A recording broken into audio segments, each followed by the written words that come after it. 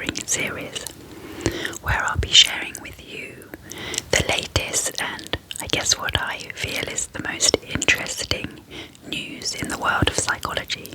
And today I'm going to share with you an article from Science Daily, which discusses how some people may actively choose to worry rather than to relax.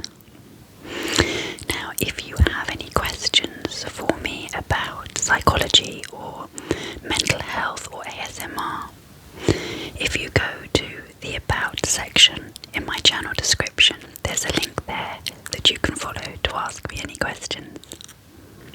Okay, so let's read this article. Okay. Relaxing is supposed to be good for the body and soul, but people with anxiety may actively resist relaxation and continued worrying to avoid a large jump in anxiety if something bad does happen, according to Penn State research. In a new study, the researchers found that people who are more sensitive to shifts in negative emotion, quickly moving from a relaxed state to one of fear, for example, were more likely to feel anxious while being led through relaxation exercises.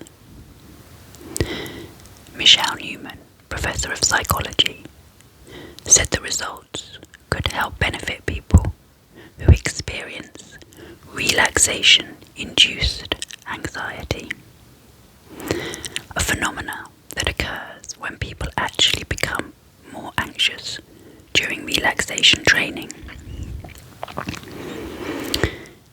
People may be staying anxious to prevent a large shift in anxiety, but it's actually healthier to let yourself experience those shifts, Newman explains.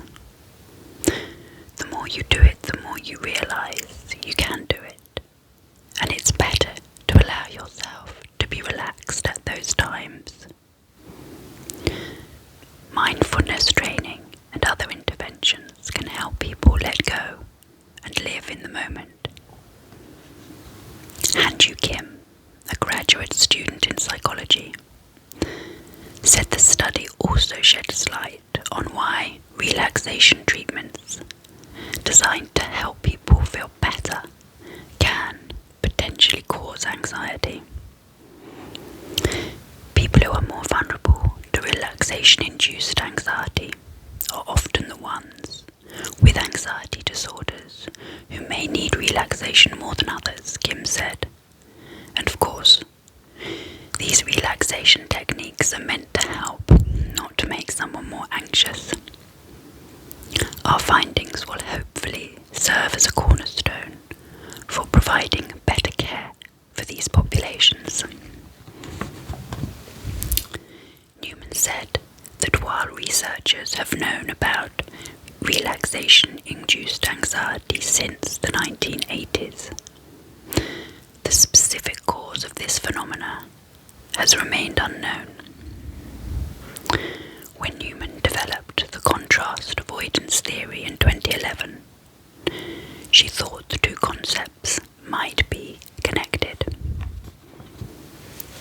The theory revolves around the idea that people make themselves anxious intentionally as a way to avoid the letdown they might get if something bad were to happen. Newman said, "This isn't actually helpful and just makes you more miserable. But because most of the things we worry about don't end up happening, what's reinforced in the brain is, I worried and it didn't happen, so I should continue worrying." For this study, the researchers recruited 96 college students.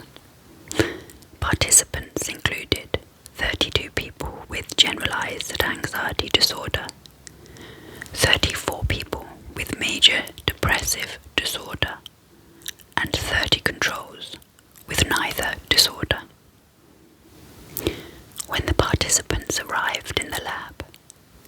researchers led them through relaxation exercises before having them watch videos that may elicit fear of sadness. The participants then answered a list of questions designed to measure how sensitive they were to changes in their emotional state. For example, some people may be uncomfortable with the negative emotions incited by the videos right after relaxing, while others might find the relaxation session helpful in dealing with those emotions. Next, the researchers led the participants through a relaxation session once more before having them fill out a second survey. These questions were designed to measure the participants' anxiety during the second relaxation session.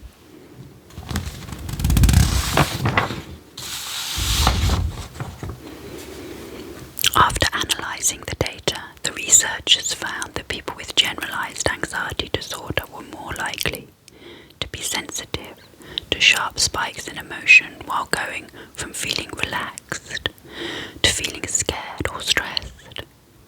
Additionally, this sensitivity was linked to feeling anxious during sessions intended to induce relaxation.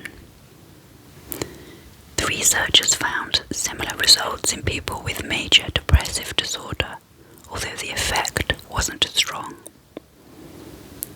Kim said he hopes the results, recently published in the Journal of Affective Disorders, may help clinicians provide better care for people with anxiety.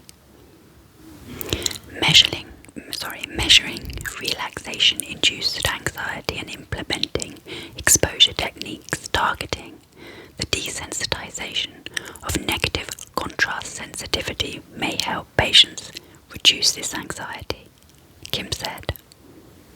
Also, it would be important to examine relaxation-induced anxiety and other disorders such as panic disorder and persistent mild depression.